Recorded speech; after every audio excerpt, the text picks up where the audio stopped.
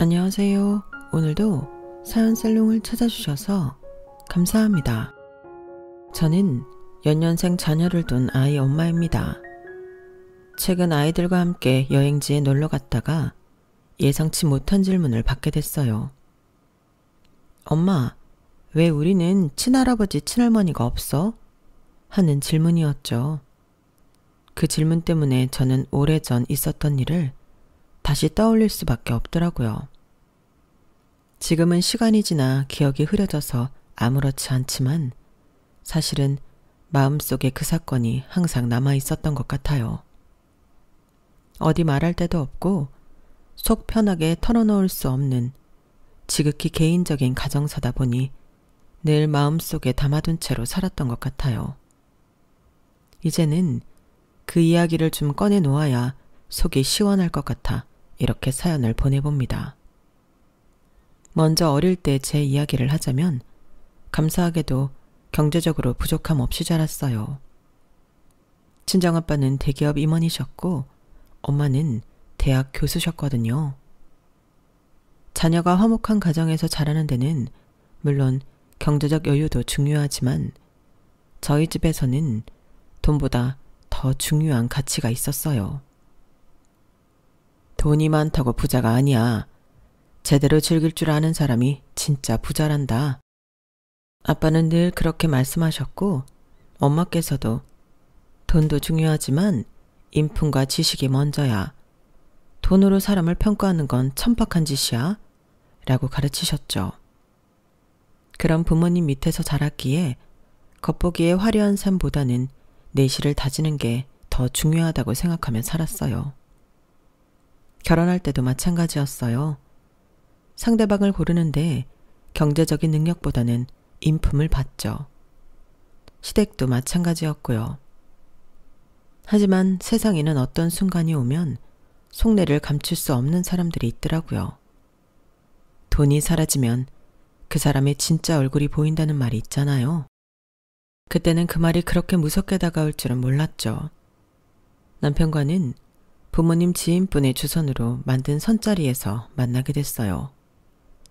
사실 선자리라는 게 그렇게 자연스러운 만남은 아니잖아요. 그래서 처음에는 극구 거절을 했어요.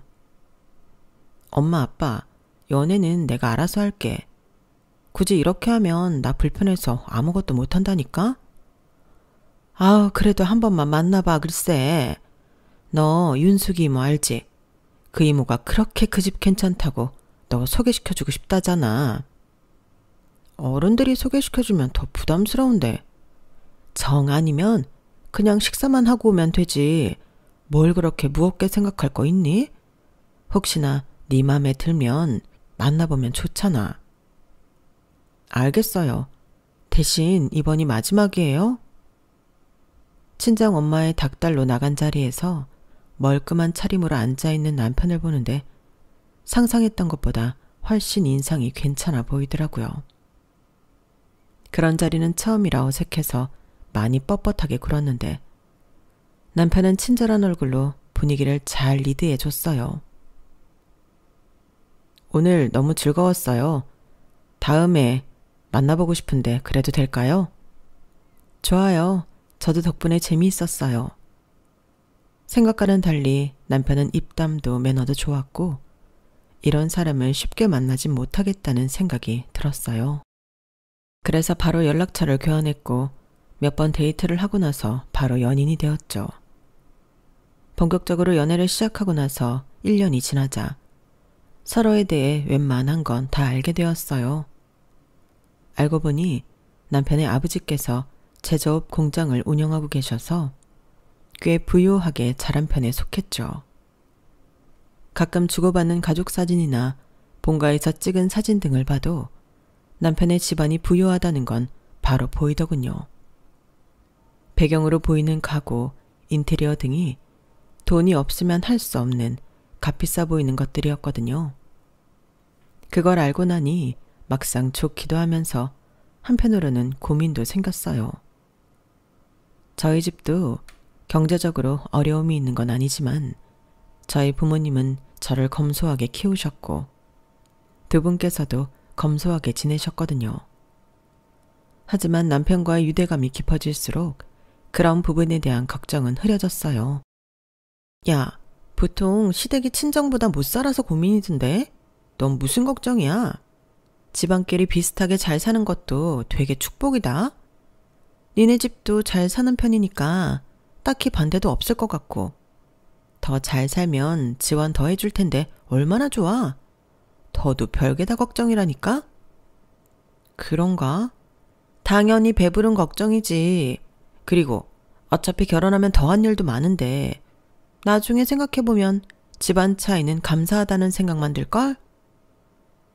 친구에게 털어놓으니 그 말도 일리가 있더라고요.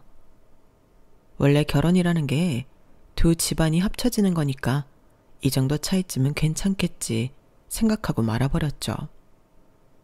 얼마 지나지 않아 저희 사이에서 결혼 이야기가 오가기 시작했고 부모님께 의사를 말씀드리자 좋아하는 눈치더라고요. 아유, 그래? 우리 딸이 설마 그런 집에 시집까지 갈까 싶었는데 정말로 갈 줄이야. 엄마 마음이 편하네.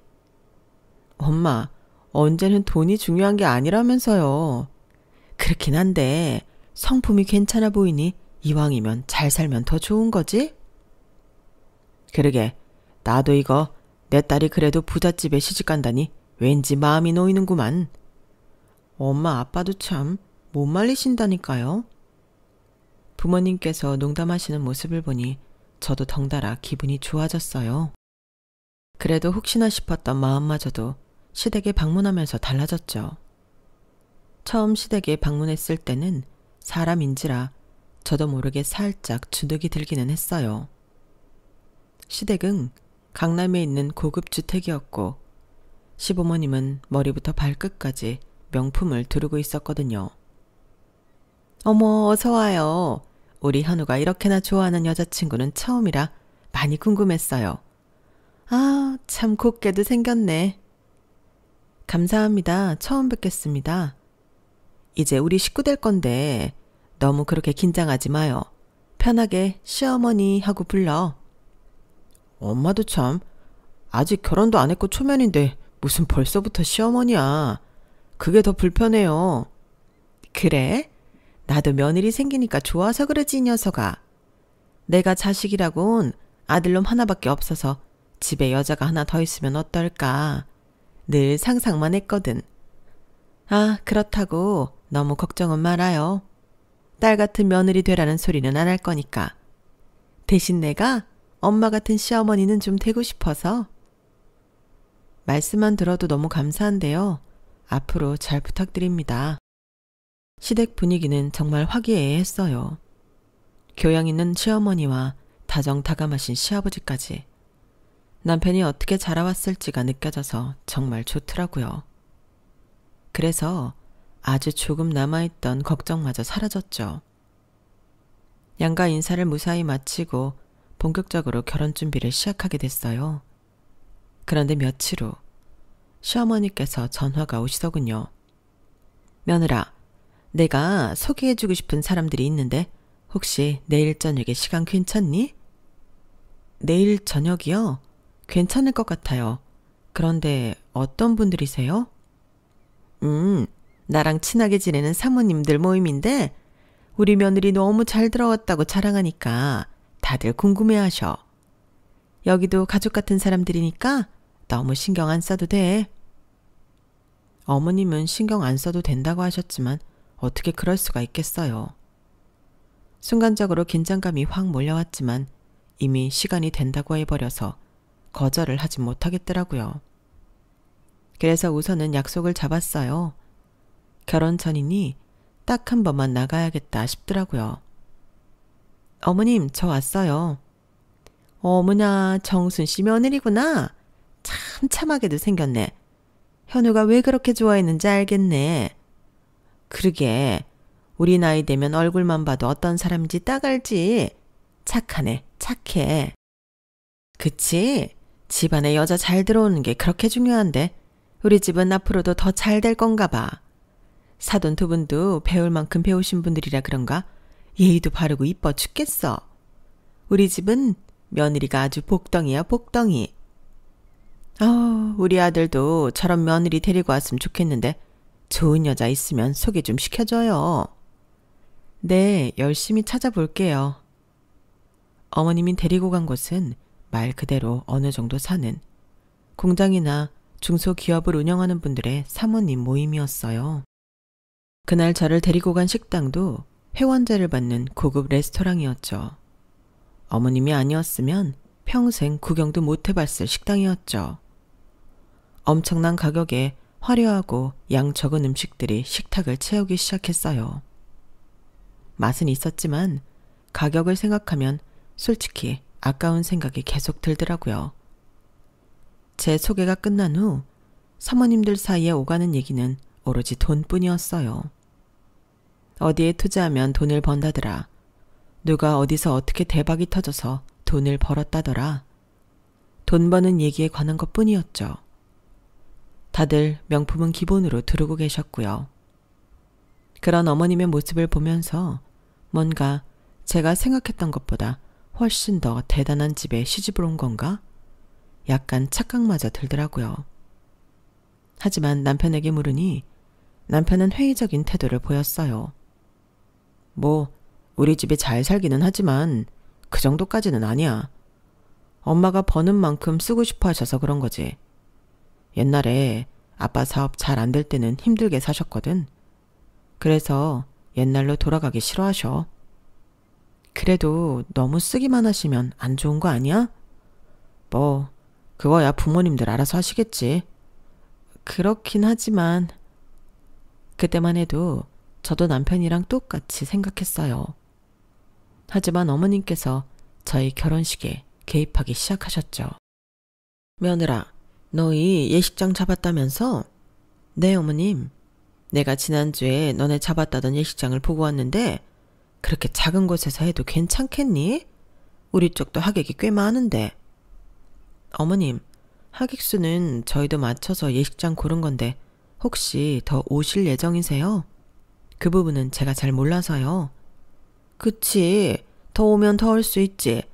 그리고 무엇보다도 나는 니네가 호텔 예식을 했으면 하거든. 호텔 예식도 생각을 안 해본 건 아닌데 식대도 그렇고 너무 비싸더라고요. 그렇게까지 비싼 곳에서 할 필요는 없을 것 같아서 그냥 예쁜 곳으로 골랐어요. 아유, 아무리 잘 꾸며봐야 호텔 예식이랑 비교가 되나. 가보면 다르거든. 결혼식이 실은 부모님 손님이 더 많은 건 너도 잘 알고 있지? 우리 체면도 생각을 좀 해줘야 하거든. 신혼여행은 어디로 갈 생각하고 있니? 발리로 다녀올 것 같아요. 저희 둘 다 여행 스타일이 휴양지를 좋아해서요. 그래? 발리도 좋지만 이왕이면 유럽을 좀 다녀오는 게 낫지 않겠니?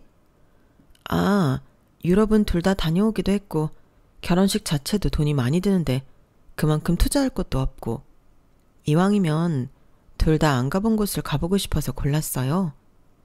돈이 문제라면 우리가 지원해 줄게. 자식들 좋은 곳에 신혼여행 보내주는데 그 돈이 아깝겠니? 아, 그렇게까지 안 하셔도 괜찮은데 이미 결혼하는데 지원 많이 해주시고 계시잖아요. 엄마 무슨 소리야. 아직 시작도 안 했다.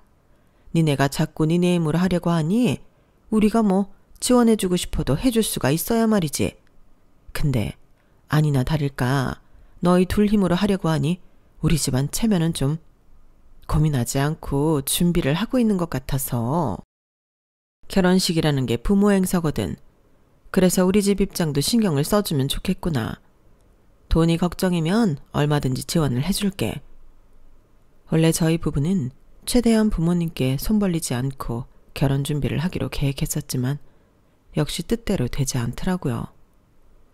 결국 남편과 저는 상의 끝에 어느 정도 시댁에 맞춰드리기로 했어요. 그래, 그냥 좋은 게 좋은 거다 생각하고 맞춰드려. 지원은 다 해주신다는데 뭐가 걱정이야?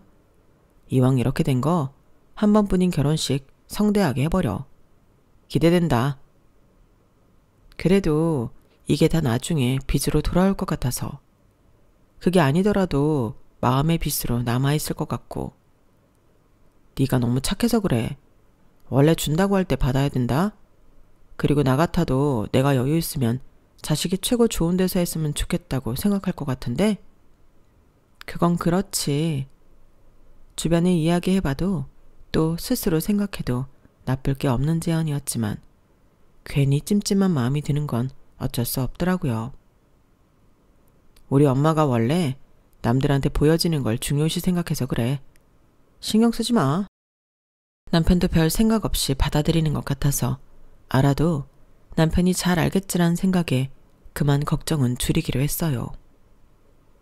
그렇게 생각지도 못하게 결혼식은 성대하게 열게 되었고 어머님의 닭달 아닌 닭달에 드레스마저 최고급, 신혼여행마저 최고급으로 하게 됐어요. 인생에서 처음으로 모든 걸 최고급으로 해본 터라 안 좋았다고 하면 거짓말이겠지만 솔직히 말하면 마음속 깊은 곳에 이렇게까지 돈을 써야 하나 싶은 생각이 있었죠. 하지만 주변에서도 부러워하고 부모님도 내심 만족하시는 것 같아 그러려니 받아들이게 됐어요. 그렇게 남부럽지 않을 화려한 신혼생활을 보내고 첫 애가 생겼을 때쯤 시부모님의 사업이 휘청거린다는 소식을 듣게 됐어요. 하지만 그 소식을 전하는 남편마저 크게 신경을 쓰지는 않는 것 같더라고요. 그 정도는 다시 일으켜 세우실 수 있을 거야. 그리고 부모님 앞에서는 티내지 마. 자존심이 센 분들이니까. 알겠어. 근데 진짜 괜찮은 거 맞겠지? 하루 이틀 하시는 일도 아닌데 극복할 방법을 찾으시겠지. 우리가 개입한다고 도와드릴 수 있는 것도 아니고. 남편 말대로 시부모님께서는 제 앞에서는 절대 티를 내지 않으시더라고요. 남편이 귀띔해주지 않았더라면 여전히 사업이 잘 나가고 있는 줄 알았을 정도로 시부모님의 다소 사치스러운 소비 습관은 여전했어요. 잘 나갈 때야 그렇게 쓰셔도 잘 나가시니 그렇겠거니 했지만 내심 걱정이 되기 시작하더군요. 그러던 어느 날 어머님께서 저와 단둘이 남게 되었을 때 넌지시 이런 말씀을 던지셨어요. 며느라, 이제 니네도 첫애 낳고 먹고 살 만한데 빌린 돈은 줘야 하지 않겠니? 네? 빌린 돈이라뇨? 왜? 니네 결혼할 때 우리가 보태준 돈들이 있잖니. 그걸 설마 그냥 받는다고 생각한 건 아니지? 따지고 보면 다 니네 결혼식에 들어간 돈인데 우리한테 돌려줘야 맞지 않겠니? 어머님, 그게 무슨 말씀인지 좀 당황스러운데요. 저희 결혼할 때 보태주신 돈이라면 저희 부모님도 마찬가지로 보태주셨고요. 그건 양가에서 지원해주기로 한 돈인 걸로 알고 있는데 빌렸다뇨?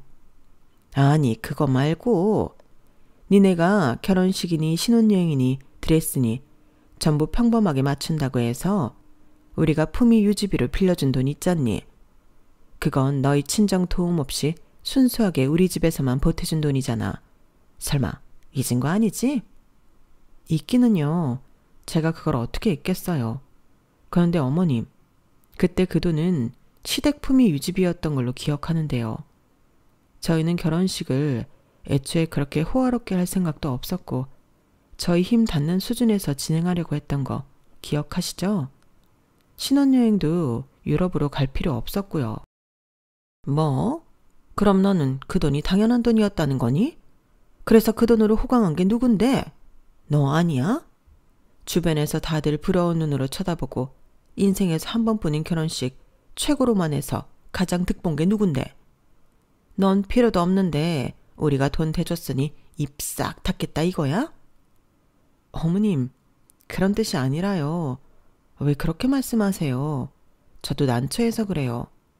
그때는 그냥 비용 지원해 주시는 것처럼 말씀하셨는데 이제 와서 저희가 원해서 빌린 돈 갚으라는 것처럼 말씀하시니 당황스러워서 그렇죠.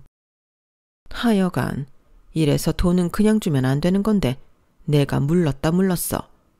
마냥 착하게만 봤는데 돈 앞에서는 또 그렇게 굴 줄 몰랐네. 됐다. 그 돈을 받으려고 한 내가 바보였지. 그래, 나도 고작 얼마 되지도 않는 돈 때문에 너랑 감정 상하기 싫으니까 없던 일로 하렴. 말로는 그렇게 말씀하시면서 이미 저한테 단단히 삐치신 것 같았어요. 당시에는 정말 황당하고 어이가 없었지만 집으로 돌아와서는 좋게 생각하기로 마음먹었죠. 원했던 소비는 아니었지만 그 소비로 좋았던 건 저희였던 게 사실이었으니까요. 남편에게 이야기를 했더니 남편도 좀 당황스러워 하더군요. 뭐? 갑자기 그 돈을 갚으라고? 얼마 정도인데? 5천만 원 정도 되는 것 같아. 그런데 그 돈 써서 좋았던 건 사실이니까 그냥 갚아드리자. 갑자기 갚을 5천만 원이 어딨어. 부담되는데. 나도 그렇기는 한데 그래도 이거 안 갚고 어머님이랑 소원해지면 마음의 짐으로 계속 남을 것 같아. 어머님도 좋은 마음으로 보태주셨던 걸 텐데 굳이 질질 끌지 말자. 그래 뭐 부담스럽지만 어쩔 수 없지. 남편과의 상의 끝에 5천만 원을 어머님께 보내드렸고 어머님은 엄청 좋아하셨어요. 그래도 네가 내 마음을 모르진 않는구나. 우리가 이 돈이 뭐 없어서 받으려고 한 게 아니잖니? 자식들 마음을 보는 거지. 이렇게 잘 쓰고 돌려주면 나중에 너네한테 더 큰 돈으로 돌아가지 않겠니? 어머님, 나중에 받으려고 드리는 돈 아니에요. 저희가 쓴 돈 돌려드리는 거죠. 어머님께선 돈을 받으시는 순간까지도 없어서 받는 게 아니라는 식으로 강조를 하시더라고요. 오히려 그렇게 강조를 하시니 시댁이 요즘 많이 힘든가 싶은 생각을 하게 됐어요. 시부모님이 자존심이 세다던 남편 말도 떠올랐고요. 그런 생각이 드니 조금은 조심해야겠다는 생각이 들더군요. 시댁이 어려울 때 도와드릴 순 있지만 그러다가 가정의 평화가 깨진 집을 여러 봐왔으니까요. 저희도 더 이상 부부 둘이서만 잘 산다고 되는 게 아니라 아이까지 케어해야 하는 상황이었고요. 냉정한 생각일 수도 있겠지만 아이를 생각하면 조금은 저희 밥그릇을 잘 챙겨야겠다는 생각이 들었어요. 물론 여유가 있다면 시부모님을 도와드릴 수 있는 데까진 도와드려야겠지만요. 그렇게 홀로 각오를 다지고 있었던 어느 날이었어요. 은행 어플을 조회하던 도중 임시로 소액 묶어두었던 예금 통장이 해지되어 있는 걸 발견했어요. 여보, 뭐야? 예금 통장 해지했어? 여기 있던 돈은 다 어디로 갔어? 아, 그게 내가 500만 원 좀 썼어. 나머지는 내 계좌로 다시 묶어뒀어. 500만 원을 갑자기 어디다 써? 그것도 나한테 한마디 말도 없이? 실은 어머니가 돈을 좀 빌려달라고 하는데 내가 돈이 있어야 말이지. 적금은 좀 그렇고 예금이 그나마 해지하기 부담이 덜 돼서 조금만 빌려드렸어. 아니 그런 일이 있으면 나한테 말을 했어야지. 왜 그런 중요한 일을 나한테 말도 없이 해? 당신한텐 죽어도 알리기 싫다는데 그럼 어떡해. 말했잖아. 엄마 자존심 세다고. 당신한테 말 안 하면 조금밖에 못 빌려드린다 하고 빌려드린 거야. 아니 왜 빌려가신 건데? 요즘 그렇게 어려우시대? 그것도 말씀이 없어. 그냥 금방 갚겠다고만 하고 빌려가셨어. 왜 빌리시는지는 알고 빌려드려야지. 당신도 참. 엄마가 빌려간다는데 어떻게 그래? 가족끼리 어려울 때 좀 도울 수도 있고 그런 거지. 누가 뭐래? 적어도 나한테는 말을 해달라는 거지. 나도 우리 자금 상황을 알고는 있어야 할 거 아니야. 금방 돌려주신다길래 말 안 한 거야. 갚으시면 다시 채워놓으려고 했는데 당신이 일찍 발견한 거고. 그래 알겠어. 다음부터는 이런 일 있으면 꼭 얘기해줘. 시댁에 모르는 척만 하면 되는 거잖아. 내가 모르고 있는 건 말이 안 돼. 알겠어. 내가 생각이 짧았던 것 같아. 미안해 여보. 약간의 말실은 끝에 남편은 본인의 잘못을 인정하고 빠르게 사과해줬어요. 그래서 다행히 싸움은 더 커지지 않고 마무리가 됐죠. 남편의 입장도 아예 이해가 안 되는 건 아니었기에 저도 그쯤에서 더 이상 뭐라고 하진 않았어요. 아무래도 어머님이 어렵다고 하시는데 외면하기도 어렵고 안 빌려드렸을 때 돌아올 비난을 견디기가 힘들기는 했을 테니까요. 하지만 남편에게 한 달 내로 갚겠다고 했던 어머님께서는 서너 달이 지나도 갚을 생각이 없어 보이셨어요. 남편이 물어봐도 곧 갚겠다.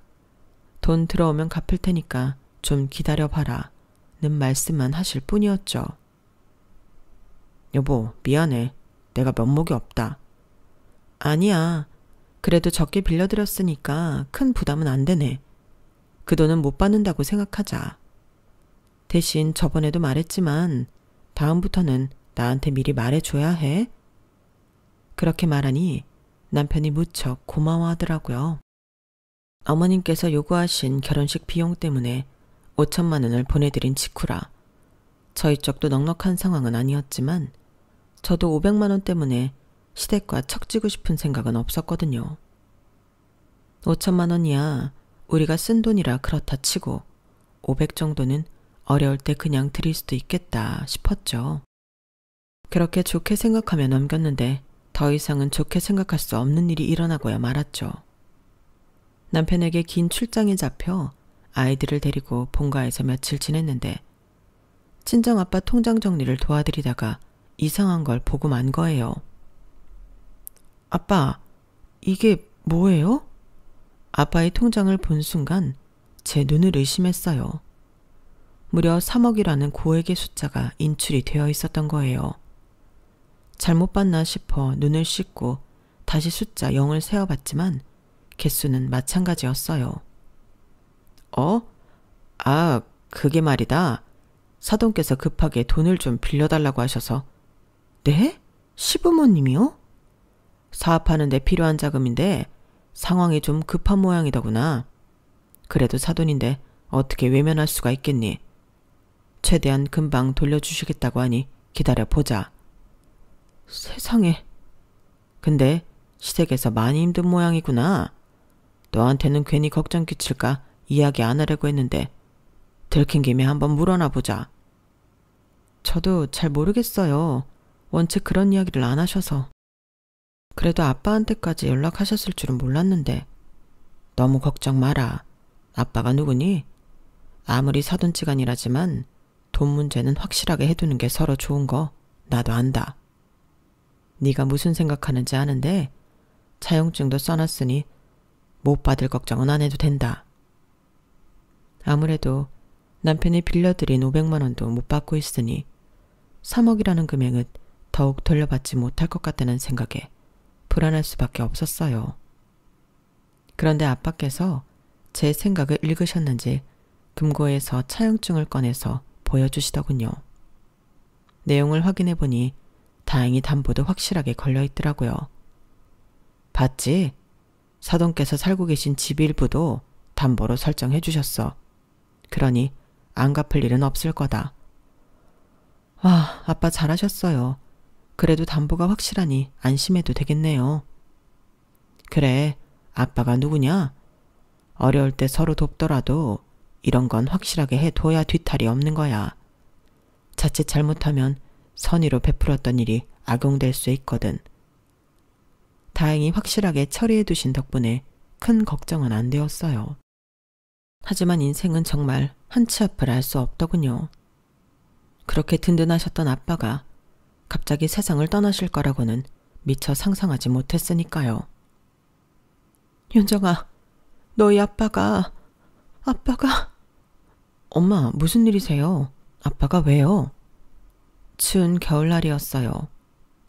꽁꽁 언 도로 때문에 차가 여럿 미끄러지는 사고가 잦은 날이었는데 아빠께서 귀가하시는 길 사중 추돌 사고에 휘말리셨어요.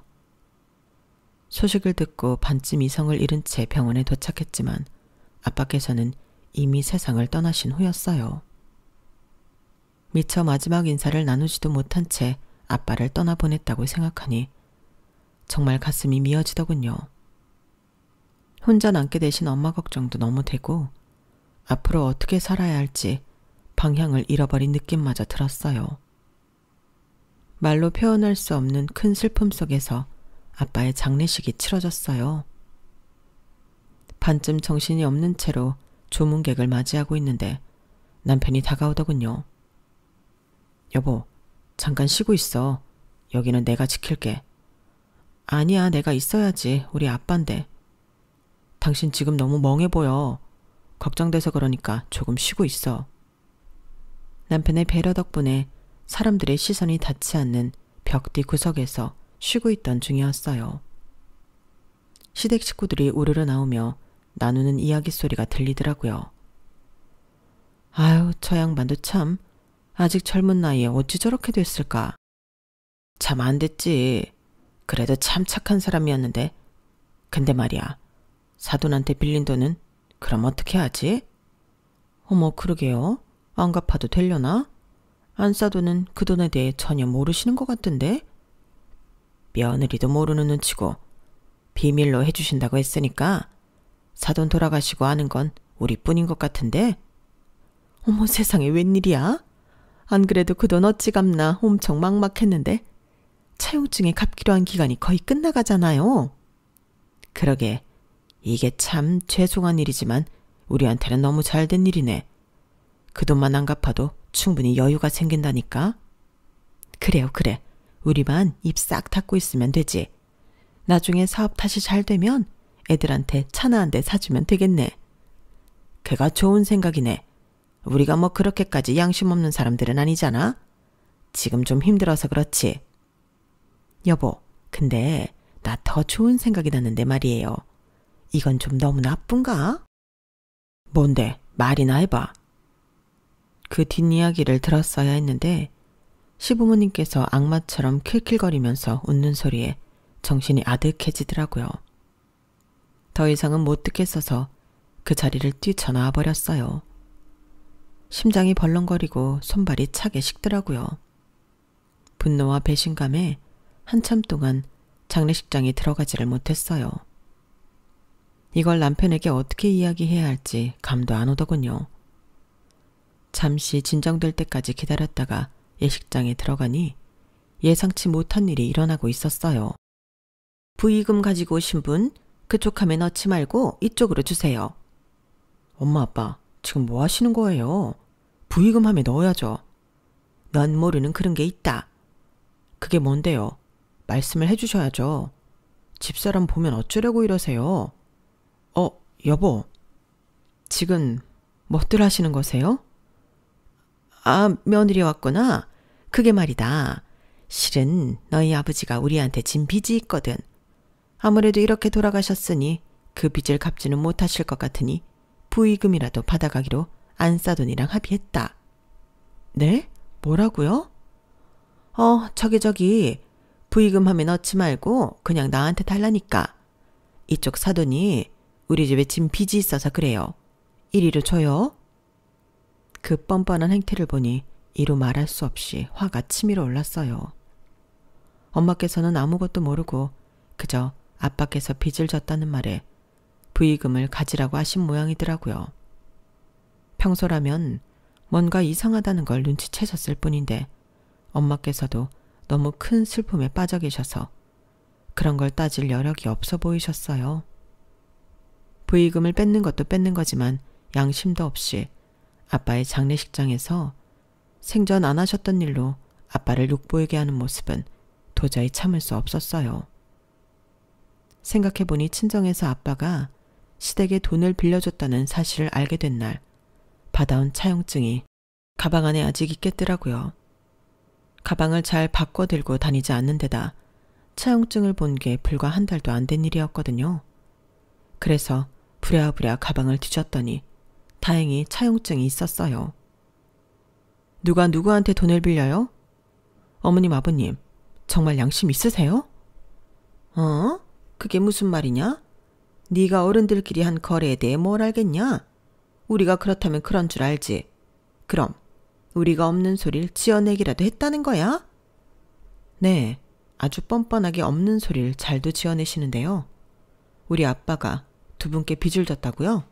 그 반대겠죠. 뭐? 사람을 뭘로 보고 우리가 빚을 져놓고 이런 짓을 하겠어? 사람을 얼마나 파렴치 안으로 보면 그런 소리를 하는 거야. 며느리 너 아무리 부의금 뺏기기 싫어도 그렇지 어떻게 우리한테 이렇게까지 뒤집어 씌우냐? 저도 두 분이 이렇게까지 파렴치한이길 바라지 않았어요. 정말 어떻게 이러세요? 두 눈 똑바로 뜨고 보세요. 이 차용증이요. 누가 누구한테 돈을 빌렸는지. 이래도 기억이 안 나시면 기억력에 문제가 있으신 거죠. 너무 화가 나서 차용증을 던져버리자 두 분의 얼굴이 새파랗게 질렸어요. 시부모님께 부의금을 건네던 사람들도 우르르 몰려와 차용증 내용을 확인했어요. 시부모님 얼굴이 하얗게 질렸고 사람들도 웅성대기 시작했어요. 뭐야? 진짜 본인들이 빌려놓고 부의금을 가로채려고 한 거야? 어떻게 사돈이 돌아가셨는데 이런 짓을 해? 처벌받을 게 두렵지도 않나? 아니 네가 이걸 어떻게 어디서 났어? 어디서 가지고 왔어? 시부모님께서 손을 덜덜 떨며 차용증을 떨어뜨리셨어요. 그걸 주워서 다시 가방에 넣자 어떤 나이 중후하신 분께서 다가오시더군요. 그분을 보자 두 분의 얼굴이 더 새파랗게 질렸어요. 대표님! 김 대표, 이게 사실인가? 자네 말만 믿고 부의금도 자네한테 줬는데 이리 내놓게. 어떻게 어려울 때 도와준 사람에게 이렇게 할 수가 있나? 정말 인간적으로 실망스럽네. 이런 짓까지 할 정도로 재정 상황이 심각한 줄도 몰랐고. 우리 거래는 없던 일로 하지. 잠시만요. 오해십니다, 대표님. 잠깐 제 말씀 좀 들어보시지요. 네? 장례식장에는 친정 손님뿐 아니라 시댁 손님들도 꽤 있었던 모양이었어요. 그 중에서도 점잖지만 크게 화를 내고 가신 분은 알고 보니 시부모님 사업의 주 거래처 대표라고 하시더군요. 그 외에도 몇몇 거래처 직원들을 통해 시부모님의 소문은 순식간에 퍼져나간 모양이었어요. 안 그래도 재정이 좋지 못하던 시부모님의 사업이 휘청거린다는 소문이 들려오더군요. 하지만 그런다고 저희 아빠에게 한 짓을 용서할 수는 없었어요. 당신도 처신 똑바로 해. 난 아무리 당신 부모님이라지만 우리 아빠께 그런 짓까지 하신 부모님을 절대 용서할 수 없어. 당신은 어떻게 할 생각이야? 솔직히 나도 우리 부모님이라 등지고 싶은 생각은 없지만 이번 장례식 일은 너무했어. 장인어른께서 빌려주신 돈으로 급한 일도 해결하셨던 모양이던데 내가 당신 상황이어도 용서 못했을 거야. 난 어떻게든 시부모님이 우리 아빠한테 빌려가신 돈 돌려받을 거야. 차용증도 있으니 못할 것도 없지. 그래, 빌린 돈은 갚는 게 맞지. 그렇게 하자. 남편이 마음 아파하는 걸 보며 저도 마음이 좋지만은 않았지만 그날 이후 시부모님에 대한 악몽을 꾸고 아빠께서 우는 모습이 꿈에 나올 정도였기에 끝까지 해결을 봐야겠다 싶었어요. 제가 마음고생을 하는 걸 내내 지켜본 남편도 동의를 했죠.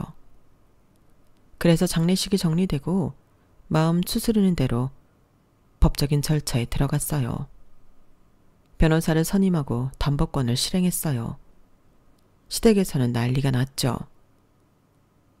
아니, 우리가 사업 잘 풀리면 3억 정도는 금방 갚는다니까. 가족끼리 추하게 이게 뭐 하는 짓이니?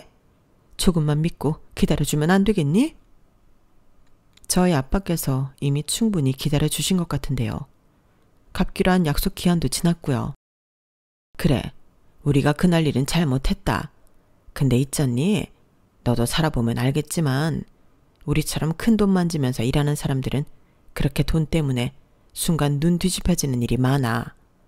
정말 미안하고 용서 못 받을 짓인 건 알지만 한 번만 이해해주면 안 되겠니? 전 그날 두 분 대화하시는 것까지 다 들었어요. 그래요. 눈 뒤집혀서 아빠 돌아가시니까 아빠 돈 안 갚아도 되는 거 아니냐고 좋아하신 것까진 이해해볼게요. 그런데 두 분은 선을 넘으셔도 너무 넘으셨어요. 저희 아빠 장례식에서 아빠를 욕보이시면서 부의금까지 가로채려고 하셨잖아요. 이 모든 걸 어떻게 제가 조금이라도 용서할 수 있겠어요? 용서해달라는 말을 어떻게 그렇게 뻔뻔하게 잘하세요? 그제서야 두 분께서는 꿀먹은 벙어리처럼 입을 다무시더군요. 법적 절차는 신속하게 진행되었고 시부모님이 살고 계시는 집에 근저당권을 설정해버린 탓에 집을 처분하지 않으면 안 되는 상황이 왔어요. 시댁에서는 장례식장 일로 업계의 소문이 나 거래도 많이 끊겨 더 어려워진 상황이었고 근저당권 때문에 추가 대출도 힘든 모양이었어요. 결국 집을 내놨지만 한참 집값이 떨어지던 시기에 집을 내놔서 제 값에 팔지도 못한 채로 저희에게 3억을 갖게 되셨어요. 하지만 그때까지만 해도 그렇게 큰 걱정은 없으셨을 거예요. 살고 계셨던 집이 워낙 비싼 값이었고 사업만 잘 됐으면 다시 일어설 기회는 얼마든지 있었겠죠. 하지만 문제는 업계에서 완전히 신뢰를 잃었다는 게 문제였어요. 얘야, 내가 참 면목이 없지만 돈 한 번만 더 빌려주면 안 되겠니? 어머님, 뭐라고요? 지금 저한테 돈 빌려달라고 하신 거예요? 진심이세요? 얘기를 좀 들어보렴. 예전에 내가 너도 데리고 갔던 사모님 모임 기억나지? 내가 거기서 어떤 펀드를 추천받았는데 그게 사기였지 뭐니. 지금처럼 힘든 시기에 돈을 날려도 너무 많이 날렸다. 이거 들키면 네 시아버지한테 나 정말 끝난다. 어? 사람 목숨 한번 살리는 셈 치고 도와주면 정말로 은혜 안 잊을게. 저희 아빠 돌아가셨을 때는 돈 안 갚아도 된다고 좋아하셨던 것 같은데 제가 어머님을 살려드려야 할 이유는 없는 것 같은데요. 그렇게 말하니 어머님께서도 할 말을 잃으시더군요. 어머님께서 날리신 돈과 거래가 끊긴 후 도저히 버틸 수 없으셨는지 두 분께서는 제게 3억을 갚으며 이사했던 집보다 더 작은 집으로 이사를 가게 되셨어요. 그렇게 떵떵거리며 사시던 분이 좁은 집에서 살며 기도 못 펴시는 모습을 보니 참 기분 묘하더군요. 얼마 못 가 시아버지의 사업은 망하셨고 두 분께서는 거의 빈털터리가 되셨어요. 사람의 선의를 돈으로만 보고 죽어도 허세는 못 버리던 두 분께서 결국 스스로 무너진 꼴이었죠. 두 분께서 말 그대로 모든 걸 잃으셨어요. 돈도 잃으셨지만 저희 부모님께서 늘 말씀하셨던 돈보다 중요한 것들을 전부 잃으셨죠. 돈이 아닌 신뢰와 사람을 잃었을 때 진짜 몰락이 시작된다는 걸 똑똑히 지켜보게 됐어요. 시댁의 몰락을 지켜보면서 저는 앞으로도 사람을 잃지 않는 삶을 살겠다는 다짐을 하게 됐어요. 여러분들께서도 어떤 어려운 상황에서도 부디 스스로 떳떳하고 주변 소중한 사람들로부터 신뢰를 잃지 않는 지금 같은 삶을 사시길 바랍니다. 제 이야기는 여기까지예요. 들어주셔서 고맙습니다. 항상 행복하세요. 여러분, 사연 댓글에 응원과 현명한 조언 부탁드려요. 좋아요와 구독은 저에게 큰 힘이 됩니다. 오늘도 좋은 일 가득하세요.